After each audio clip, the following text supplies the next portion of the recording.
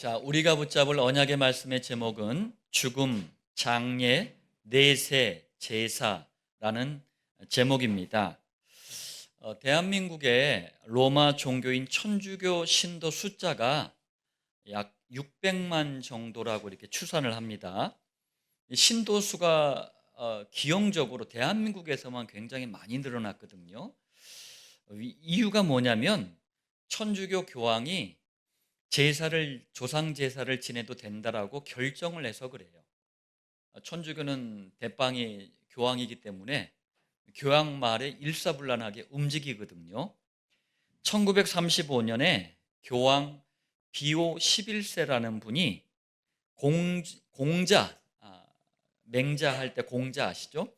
공자에 대한 존경 의식을 행해도 된다.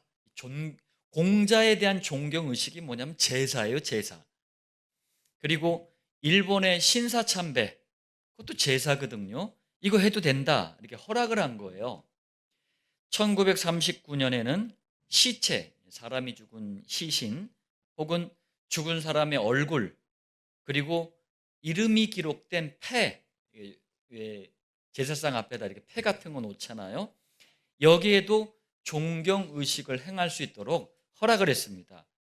쉽게 말하면 제사를 허락했다는 얘기예요. 왜 허락을 했을까요? 이유는 단 하나입니다. 제사를 얼마든지 지내도 좋으니까 천주교로 와라, 그 얘기예요. 제사 문제 하나 때문에 천주교로 이렇게 많은 사람이 갈 정도로 오늘 제목처럼 4가지 문제는 굉장히 심각한 문제입니다.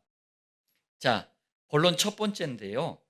인간에게 있어서 죽음, 곧 죽는다는 것에 대해서 여러분 성경적인 이해를 좀 가지시길 바랍니다. 이게 이해가 안 되니까 5만 가지 이상한 일들을 지금 벌이고 있는 거예요. 첫 번째, 죽음을 이해하려면 원래 인간이 어떤 존재인지부터 이해를 해야 돼요. 창세기 1장 26절, 하나님이 이르시되 우리의 형상을 따라 우리의 모양대로 우리가 사람을 만들고. 원래 인간은 영으로 존재하시는 분이 하나님이시잖아요. 하나님처럼 죽지 않고 이 땅에서 영원히 사는 영적인 존재로 창조가 된 거예요. 우리가 원래 인간은 죽지 않는다니까요. 영적인 존재이고. 그리고 창세기 1장 27절, 하나님이 자기 형상 곧 하나님의 형상대로 사람을 창조하시되. 원래 인간은 원숭이가 진화된 게 아니고 하나님의 형상대로 창조가 됐어요. 하나님의 형상이 뭐죠? 고린도후서 4장 4절, 그리스도는 하나님의 형상이니라. 무슨 말이에요? 원래 인간은 오직 그리스도 안에 있을 때만 참 행복, 참 만족, 참 평안을 누리는 영적인 존재로 창조됐다는 얘기예요. 이게 원래 인간이에요. 두 번째, 그런데 이런 인간에게 창세기 3장에서 비극적인 사건이 일어난 거예요. 여호와 하나님은 원래 인간에게 야, 창조의 이 어마어마한 비밀 축복 누려. 그리고 눈에 안 보이게 사단이 존재하거든 속지 말아야 돼. 또 오직 그리스도만 바라봐야 돼. 이게 사는 길이야. 이걸 상징하는, 이게 복음의 역할이거든요. 이걸 상징하는 선악과 언약을 주신 거예요. 창세기 2장 17절, 선악을 알게 하는 나무의 열매는 먹지 말라. 네가 먹는 날에는 반드시 죽으리라. 복음의 역할을 상징하는 선악과 언약을 주시면서 이걸 먹으면 무슨 얘기예요? 복음을 떠나면, 복음을 놓치면 그 말이에요. 어떻게 된대요? 죽는데요. 그런데 창세기 3장 1절로 6절에 뱀 속에 들어간 사탄이 인간을 유혹했어요. 그러면서 어떻게 됐습니까? 선악과 언약을 깨버린 거예요. 복음을 놓쳐버린 거예요. 복음을 거부한 거예요. 이거를 죄라고 합니다. 인간이 여기서 최초의 죄를 졌기 때문에 원죄라 그래요. 그리고 창세기 3장 이 사건 이후로 영적인 존재인 인간에게 육신의 죽음 그리고 지옥이라는 문제가 함께 찾아온 거예요.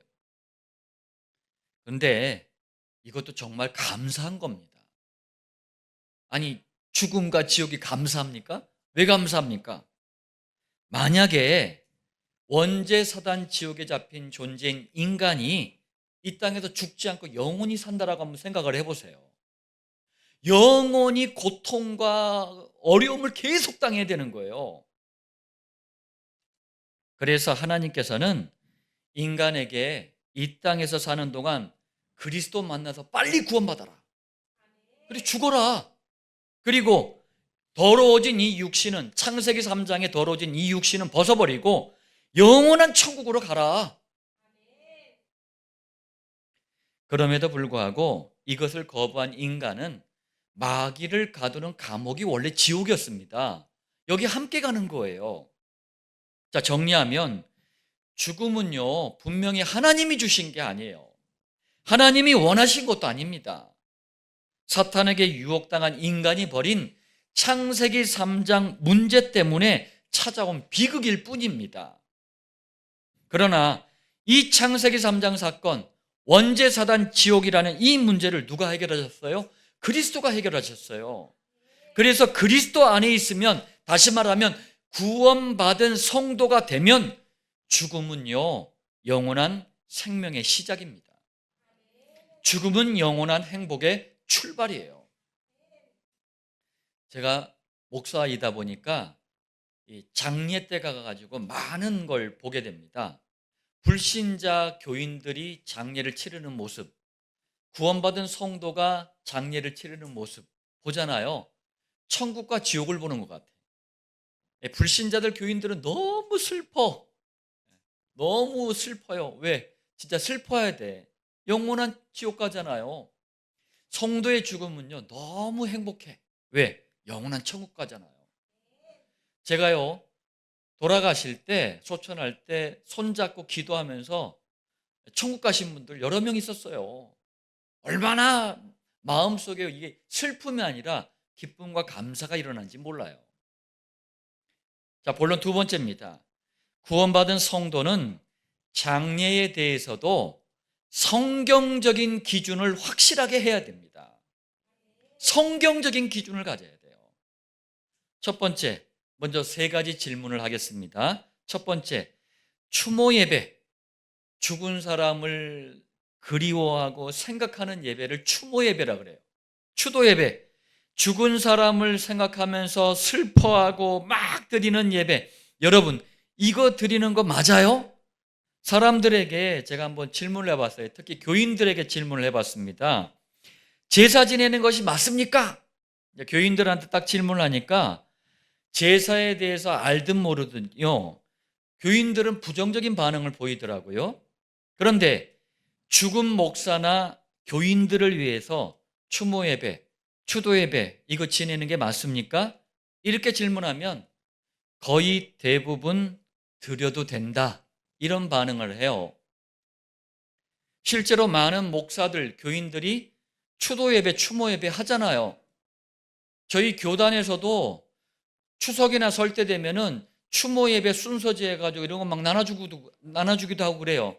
대부분 교회들이 그거 하라고 또 나눠주기도 해요. 두 번째 질문이에요. 장례식 때 하는 일들에 대해서도 한번 질문해 보겠습니다. 조문을 가잖아요. 장례에 찾아가는 걸 조문이라고 하잖아요. 그럼 향을 피워요. 이거 맞습니까? 또 헌화, 국화꽃 같은 거 이렇게 영전이라는 게 죽은 사람을 모신 자리를 영전이라 그래요. 영전 앞에 국화꽃 올리는 거 이거 맞습니까? 또 절은 하지 않더라도 머리를 숙여 기도를 해. 이거 맞습니까? 세 번째 질문이에요. 장례 때 교회에서 장례 예배 아니면 뭐 천국 환송 예배 뭐 등등등 여러 가지 이름으로 예배를 드리는데 과연 장례 때 예배 드리는 게 맞습니까? 세 가지 질문이에요. 두 번째, 이 세 가지 질문에 대한 성경적인 해답을 드리겠습니다. 첫 번째 질문에 대한 답입니다. 이미 죽은 사람들을 위한 예배, 곧 추모 예배, 추도 예배 절대로 드리지 말아야 합니다.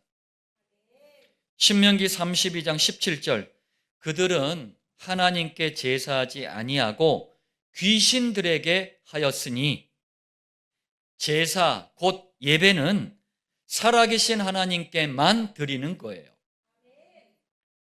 예배의 대상은 오직 하나님 한 분밖에 없습니다. 이미 죽은 사람은 천국 아니면 지옥으로 다시는 돌아올 수 없는 영원한 길을 이미 가버렸어요. 그리고 산 사람이든 죽은 사람이든 사람은 절대로 예배 대상이 아니에요. 저에게요, 우리 성도님들도 함께 하신 분들은 경험을 해보셨잖아요. 교인들이 가끔씩 추모 예배 들어달라고 부탁을 해요. 그럼 저는 오케이예요. 가가지고 뭐 하냐? 추모 예배를 없애고 옵니다. 죽음, 장례, 내세 제사가 뭔지 성경적인 기준을 알려주고 그리고 추모 예배 없애도록 안내를 하고 와요. 저에게 추모 예배, 추도 예배는 그래요. 두 번째 질문에 대한 답입니다. 죽은 사람 앞에 향을 피워요. 또 헌화, 꽃을 드려요. 머리를 숙여 기도해요.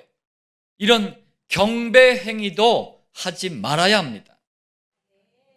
창세기 24장 26절 그 사람이 머리를 숙여 누구에게? 여호와께 경배하고 죽었든지 살았든지 사람에게 경배하는 게 아니에요.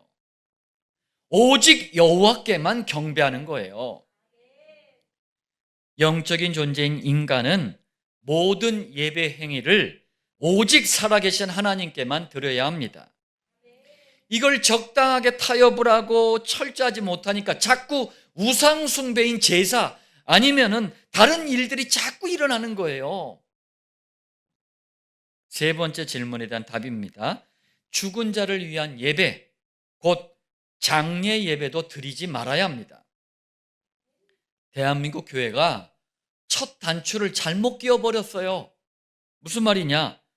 장례 때 목회자들이 인도하는 모든 예배 절차는요, 성경에 없다니까요. 신학에도 안 가르쳐요. 왜? 사람을 위한, 죽든 살든 사람을 위한 예배는 없기 때문에 그래요. 근데 왜 교단들은 장례 예배, 이 예식서를 왜 만드냐고요, 그걸. 지금 하고 있는 모든 장례 예배는 유교식 장례 절차를 흉내내는 거예요. 정확하게 말하면 유교의 장례 절차와 용어를 그리스도를 막으려는 적그리스도 단체, 이 로마 종교인 천주교가 그대로 한 거예요. 천주교는 그래서 장례 예배가 복잡해요. 유교를 그대로 따라해서 그래요. 요걸 갖다가 어리석게도 기독교를 또 베껴버렸네. 기독교가 베껴왔네. 유교의 장례가요, 임종, 사람이 죽는 거죠. 죽는 순간, 장례, 그리고 연결, 죽은 사람과 산 사람이 영원히 헤어지는 걸 연결이라 그래요. 입관, 관에 시신을 넣는 거예요. 출관, 이제 관이 나가는 거예요. 출상, 상가가 상여해서 떠나는 겁니다. 이렇게 이 순서로 이어져요.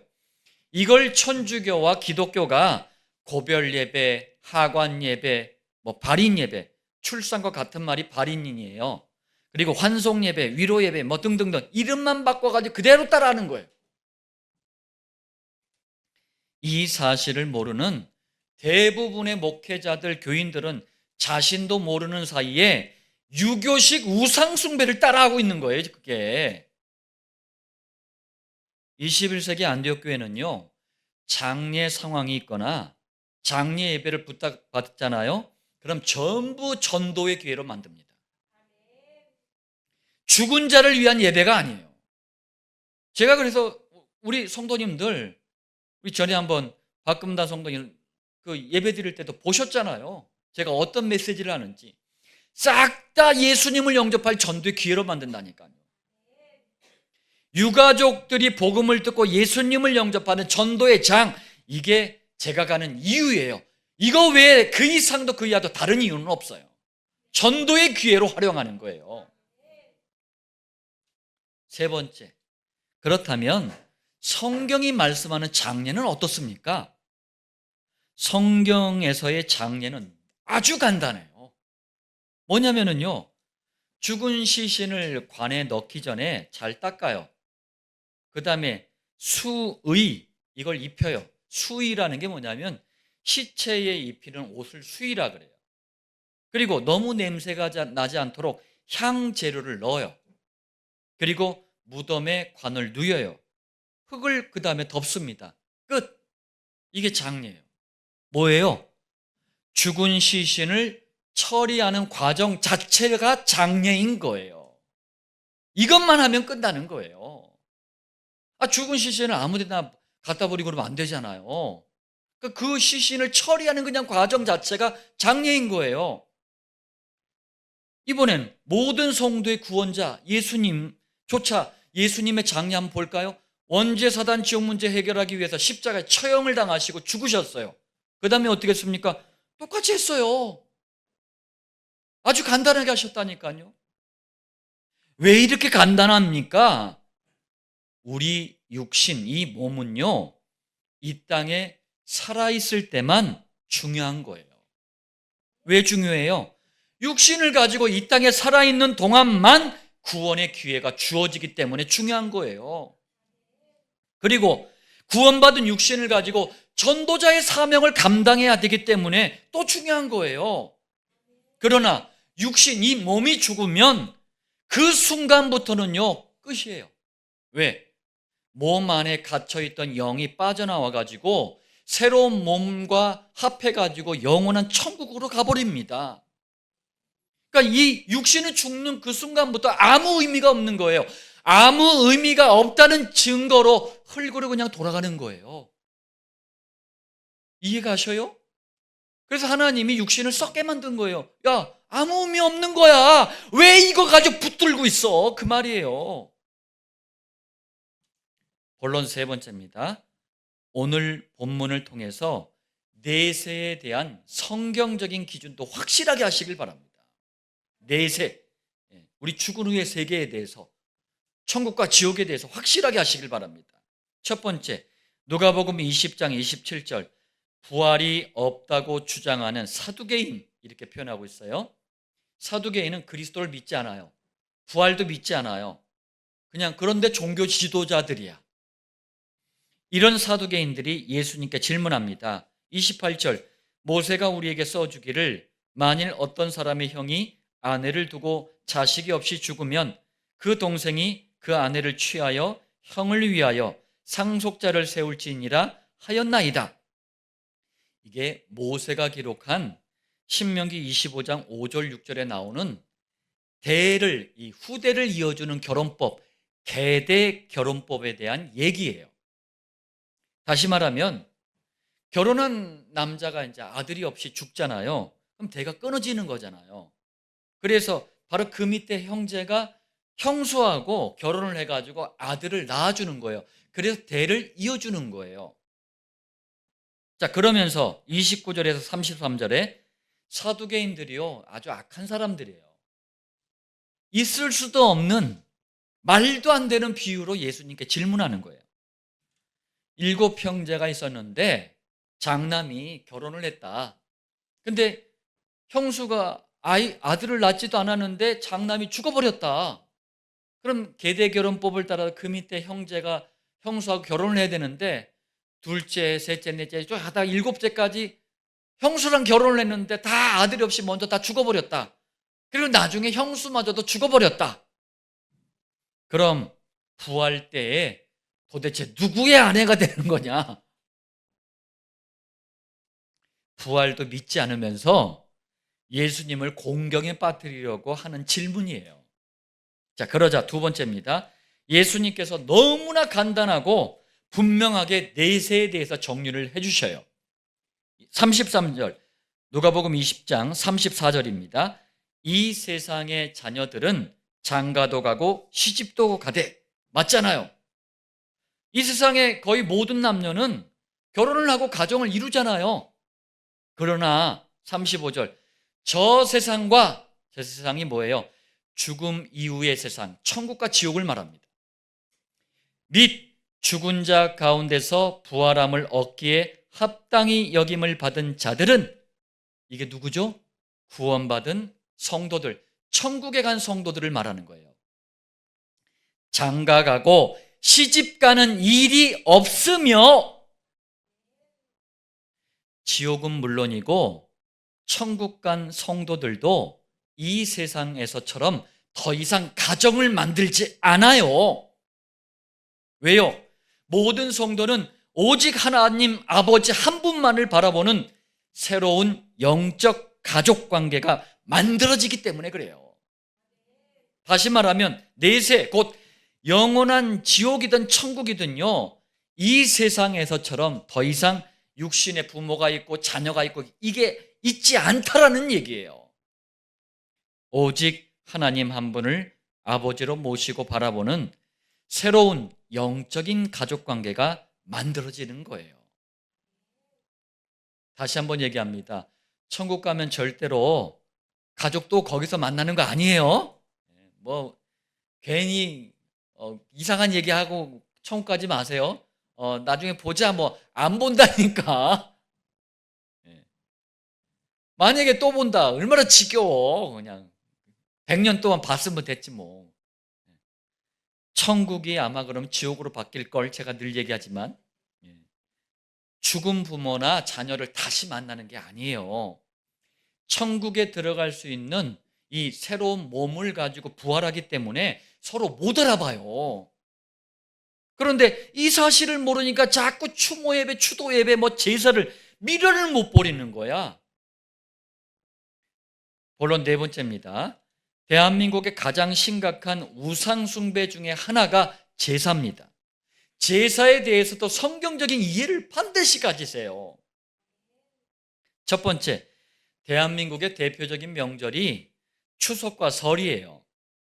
추석과 설에 지내는 제사를 차례라고 합니다. 이 불교 시대였던 고려 시대 때 스님들이 제사 지낼 때 차를 올렸기 때문에 이게 차례라는 말이 만들어진 거거든요. 그런데 교회를 다니든 안 다니든 상관이 없어요. 국민의 7, 80% 이상이 제사하고 직접 간접적으로 다 연결이 돼 있어요. 그런데 이 제사는 한마디로 조상과 부모에 대한 효도와 공경을 가장한 사탄의 우상숭배 전략이라는 것을 여러분들이 꼭 기억하시길 바랍니다.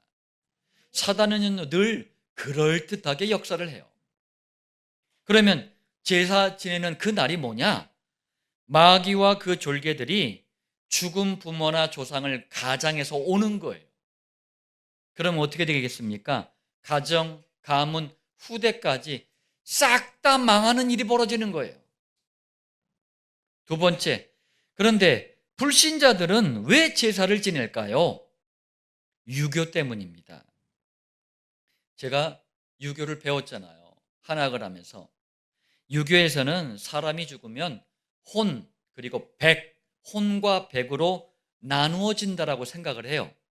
혼은 뭐냐면 영혼이에요. 백은 육신이에요. 그래서 유교에서는 이 영혼과 이 육신을 함께 모실 공간을 만들어낸 거예요. 생각해낸 거예요. 그게 바로 사당하고 산소, 무덤이에요. 사당은 영혼을 모시는 거예요. 시골 같은 데 보면 사당 많잖아요. 그게 죽은 영혼을 모시는 거예요. 산소는, 무덤은 육신을 모시는 곳이에요.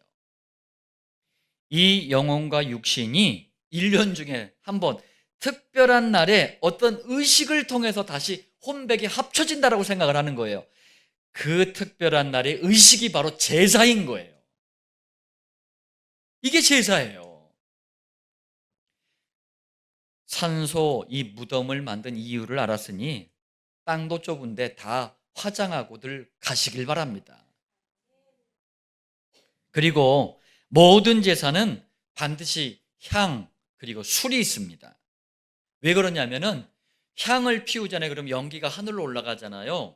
그럼 죽은 조상이나 부모의 그 혼, 영혼이 내려온다라는 거예요.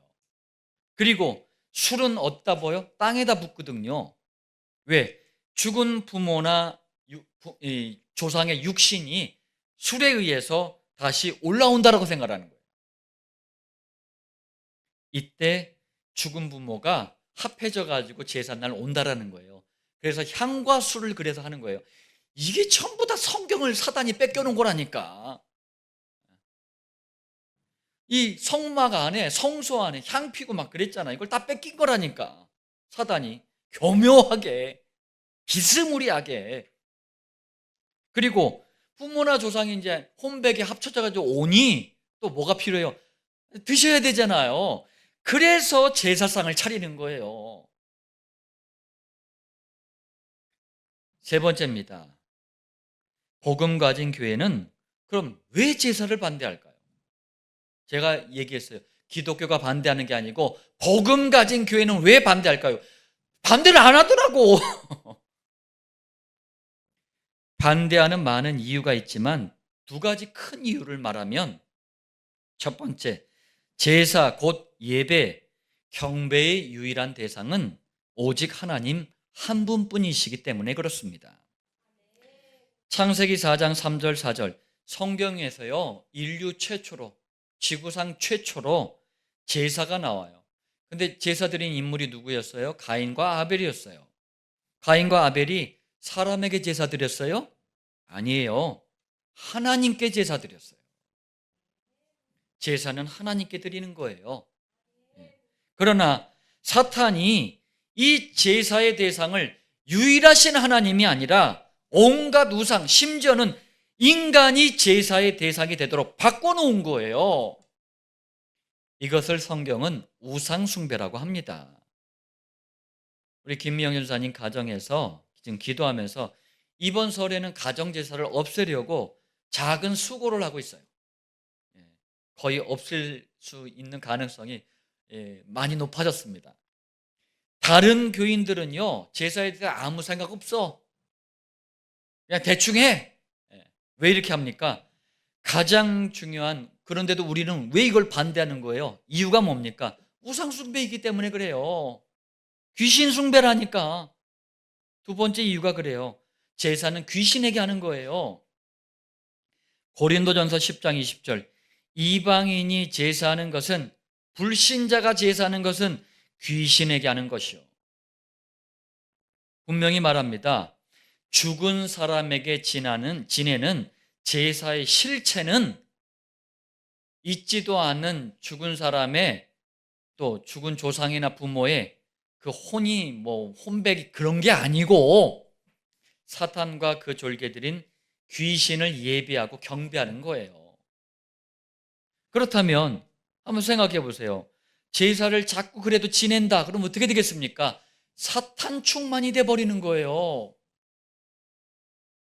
사탄이 충만해지면 그 집에 저주와 재앙이 쏟아집니다. 그러니까 복음 가진 교회는 제사를 반대하는 거예요. 전라도에 장손들이 모여 사는 작은 마을이 있어요. 그 마을의 입구에 딱 들어가니까 그 당산나무가 있더라고요. 당산나무가 뭔지 아세요? 제사 지내는 나무예요. 그 마을이 수호신이라서 사람들이 와가지고 굿도 하고 거기서 제사도 지내요. 그럼 이 마을이 1년 내내 거기서 제사 지내고 구슬해. 마을이 잘 돼야 되잖아요. 마을 사람들 제가 그때 전도 때문에 가봤는데 공통점이 있더라고요. 싹 다 문제, 사건, 사고 다 당했어. 그리고 불치병, 난치병, 희귀병, 심지어는 정신문제, 아이를 낳으니까 후대 장애인이 태어나. 난리가 아닌 거 있죠. 죽은 조상이나 부모가 와서 귀신이 와서 돌본다면 그러지 말아야 되는데 난리가 아니에요. 왜요? 사단과 그 졸개 귀신과 교제하는 시간이기 때문에 그래요. 그래서 우리는 반대하는 겁니다. 자, 결론 말씀드리겠습니다. 유교, 불교, 무속, 무당들 얘기하는 거죠. 이 영향을 어느 나라보다 가장 많이 받았던 나라가 이 조선 땅이었어요. 여기에 교회가 들어왔는데 처음부터 죽음, 장례, 내세, 제사 이거에 대해서 제대로 성경적으로 못 가르쳤어요. 그러다 보니까 100년이 지금 넘게 흐르고 세대가 바뀌었는데도 여전히 이것 가지고 많은 문제와 갈등 속에서 지금 씨름하고 있습니다. 복음 가진 우리의 작은 결단, 작은 걸음, 작은 실천을 통해서 모든 것을 성경적으로 바꿔야 됩니다. 첫 번째, 그러려면 죽음 장례 내세 제사를 복음과 기도와 전도의 관점에서 보길 바라요. 여러분 생각을 좀 바꾸세요. 자꾸 부모, 가족, 친척, 혈육만 생각하지 마세요. 잠깐 보다가 우리는 다 이제 헤어집니다. 이별합니다. 그것만 생각하지 말고 무엇이 그리스도의 복음의 영광이 되는 일인지, 어떤 것이 기도 생활에 유익한 것인지, 무엇이 전도의 보탬이 되는지 이것부터 먼저 한번 생각을 해보세요. 미신이라 싫고, 돈 들어가니까 싫고, 고생하니까 싫고, 물론 맞아요. 그렇지만 이런 게 아니라 하나님의 영광을 가리니까 막아야 되고, 귀신한테 붙잡혀 망하니까 살려야 되고, 후대까지 고통받게 되니까 없어야 되는 거예요. 복음 가진 우리는 불신 가족과 친지들을 복음으로 살려야 할 가정 선교사예요. 이게 그런 의미입니다. 가정 선교사라는 게 그런 의미예요. 또 이제 죽음 장례 내세 제사에 대해서 우리는 말씀을 들었습니다. 그러면 우리부터 실천하면 돼요. 21세기 안디옥교회와 7천 목장의 모든 성도 그루터기가 작은 결단, 작은 걸음, 작은 실천을 하면 돼요. 이게 모여가지고 큰 파도가 될 때 잘못된 우상숭배, 귀신숭배로 가는 가정들을 살릴 수가 있습니다. 저도 실천하고 갈 거예요. 제가 죽으면 장례라는 과정밖에 없습니다. 시신 처리하는 과정, 이것밖에 없을 거예요. 장례 예배 없습니다. 법적으로 3일 동안 해야 되니까 장례식장에서 있기는 있겠죠. 그렇지만 끝입니다. 여러분들 혹시 오시면은 즐겁게 노시다 가세요. 재밌게 노시다 가세요. 예. 좁은 땅에 산소 만들어 가지고 막 그냥 후손들에게 이상한 것도 남기고, 그런 거 없어요. 화장하고 끝.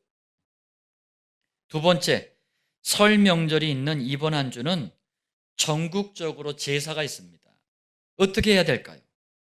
여러분, 제사 때 대부분 교인들은 어떠냐면요, 제사 지내기 싫어, 하고 싶지도 않아.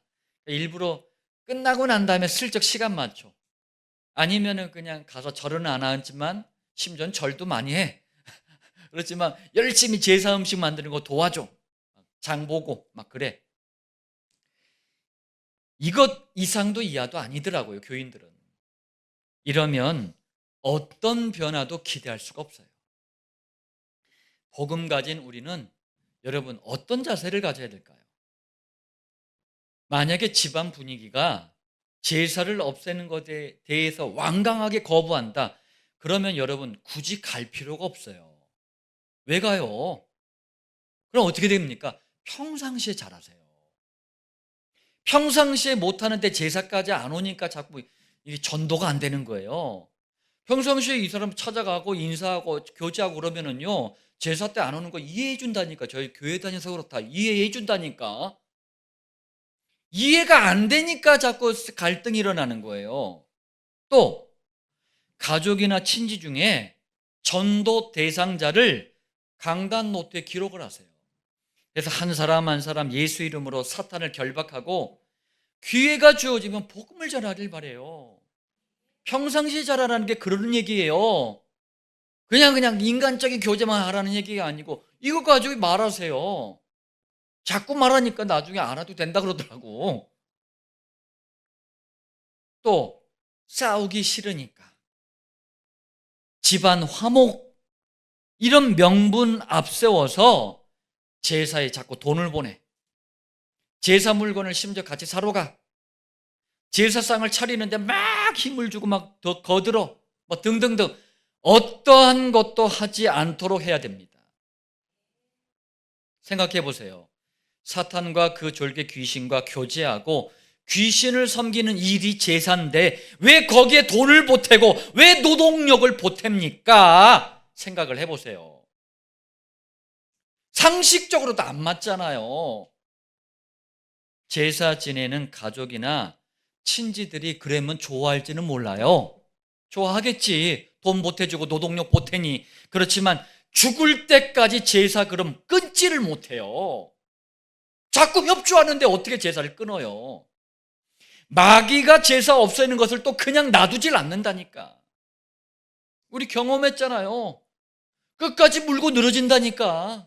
그게 사람이 하는 일이 아니에요. 제사의 여러분 심각성을 한번 보세요. 영적인 위험성을 한번 보세요. 모든 행동의 기준을 그래서 성경에 맞추라는 거예요. 당장은 이해되지 않는 부분도 있다니까. 저도 알아요. 또 실천이 어려운 부분도 있어요. 왜 제가 모르겠습니까? 저희 집안도 그랬는데. 복음의 능력을 바라보면서 도전하세요. 깨달았다면 도전하세요. 성령께서 거기 역사하시면은요, 기가 막힌 일들이 벌어져요. 여기 증인들도 있잖아요. 세 번째입니다.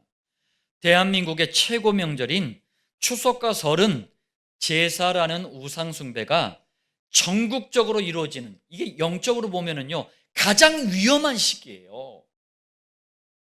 그래서 저희 그 주부에도 광고에도 항상 빠지지 않는 광고가 있잖아요. 다른 때보다 강단 말씀 정식에도 목장에 집중하면서 영적 싸움을 해라. 그리고 성령님의 충만을 누리면서 가정과 가문 복음화의 기회로 만들어라. 그래서 맨날 그 광고하는 거예요. 가장 위험한 시기라니까요. 저는 죽음, 장례, 내세, 제사에 대해서 많은 진짜 한이 있습니다. 제가 왜 이렇게 열을 내면서 강단에서 이렇게 이 추석과 설 때 되면은 마치 특집 시리즈처럼 메시지를 하면서 떠드는 이유가 있어요. 이건 시대와 현장을 향한 교회의 사명에 관한 일이고 구원받은 성도에 대한 책임에 관한 일이에요. 이건 우리가 아니면 살릴 수가 없습니다. 여러분들 동일한 마음, 동일한 한을 가지고 오늘 이 메시지를 붙잡고 가정과 가문을 살리는 기회가 되기를 살아계신 주 예수님의 이름으로 축복합니다.